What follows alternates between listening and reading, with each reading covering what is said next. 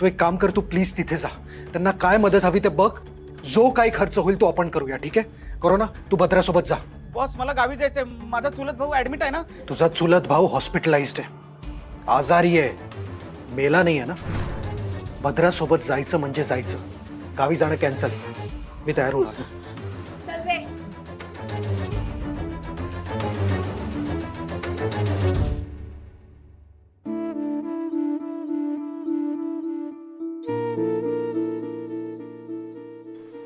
अम्मा, अगं अम्मा, नको एवढी काळजी करू. मला काहीही झालेलं नाहीये. मग काही होण्याची वाट बघत बसायची का? शक्ती, हे असं हल्ला होणं ही छोटी गोष्ट नाहीये ग.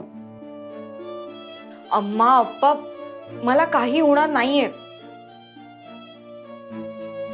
तुम्ही नका स्ट्रेस घेऊ.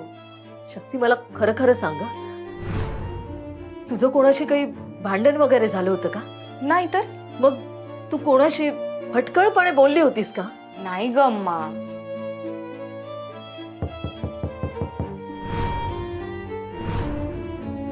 मी बघते. हा, शक्ती थांब.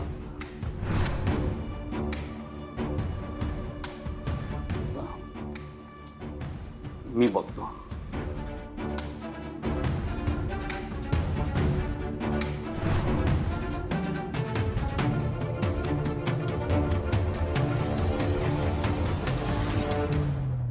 मॅडम, तुम्ही या ना, आत या. शक्ती मॅडम, तुम्ही इथे यावेळी?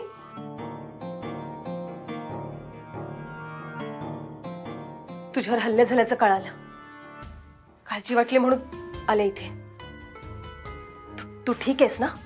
हो, मी ठीक आहे. मॅडम, माझ्या पोरीचा जीव धोक्यात असतो बघा. तिचा जीव वाचवा.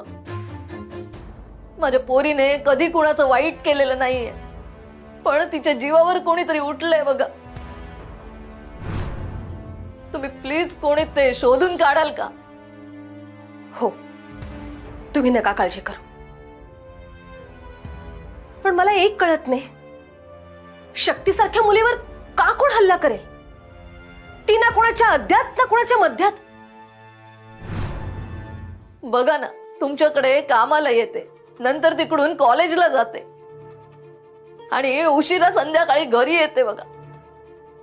पण मधल्या मध्ये जर आड वाटेला तिला कोणी काही केलं म्हणजे. अम्मा, अगं तू नको काळजी करू. आम्ही पोलिसात तक्रार केली आहे ना. पोलिसात तक्रार केली?